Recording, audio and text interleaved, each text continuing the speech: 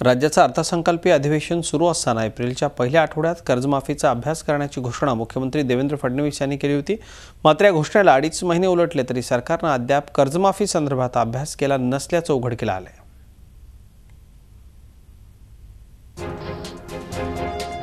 उत्तर प्रदेशात योगी आदित्यनाथ यांच्या नेतृत्वाखाली सरकार स्थापन झाल्यानंतर त्यांनी लगेचच शेतकऱ्यांच्या कर्जमाफीचा निर्णय जाहीर करून टाकला। उत्तर प्रदेशमध्ये कर्जमाफीचा निर्णय जाहीर झाला तेव्हा महाराष्ट्राचं अर्थसंकल्पीय अधिवेशन सुरू होतं। त्यामुळे विरोधकांसह सत्तेत सहभागी असलेल्या शिवसेनेनं या मुद्द्यावर राज्यात मुख्यमंत्री देवेंद्र फडणवीस यांना घेरण्याचा प्रयत्न केला। अधिवेशनात वेळ मारून नेण्याकरता राज्यात कर्जमाफीसाठी अभ्यास करण्याची घोषणा फडणवीसांनी केली। मात्र अद्याप राज्य सरकारच्या कर्जमाफीचा अभ्यास सुरू झाला नसल्याचं उघडकीला आलंय।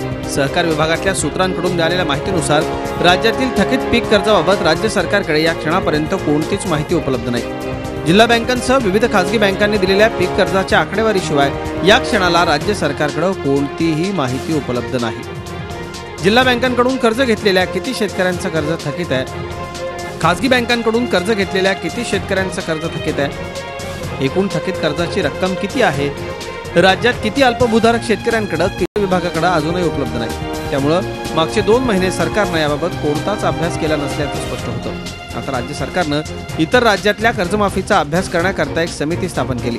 त्या समितीचा अहवाल देखील सरकारला प्राप्त झालेला नाही।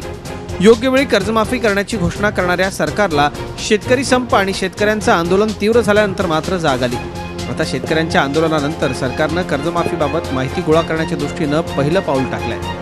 या आठवड्यात राज्य सरकारनं यासाठी 2 समित्या स्थापन केल्यात। त्यातल्या अधिकाऱ्यांची उपसमिती राज्यातील थकीत पीक कर्जाची माहिती संकलित करणार आहे। जिल्हा बँका आणि खासगी बँकांनी शेतकऱ्यांना दिलेल्या पीक कर्जाची आणि थकीत कर्जाची ही उपसमिती माहिती गोळा करणार आहे। तर कर्जमाफीचा प्रस्ताव तयार करण्याकरता सरकारनं महसूल मंत्री चंद्रकांत पाटील यांच्या अध्यक्षतेखाली उच्चाधिकार समिती स्थापन केली आहे। योग्य वेळी कर्जमाफी करणार अशी वारंवार घोषणा मुख्यमंत्र्यांनी केली होती। मात्र या संदर्भात कुठलीच तयारी सरकारची नव्हती हे आता स्पष्ट झालंय। शेतकरी संपानंतर सरकारवर दबाव वाढला आणि मुख्यमंत्र्यांनी 31 ऑक्टोबरपूर्वी राज्यातील अल्पभूधारक शेतकऱ्यांना कर्जमुक्त करण्याची घोषणा केली।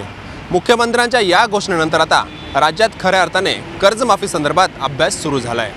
व्हिडिओ जर्नलिस्ट प्रशांत कोचेकरसह Deepak Bhatuse, Zee media, Mumbai. Zee 24 तास रहा एक पाऊल पुढे।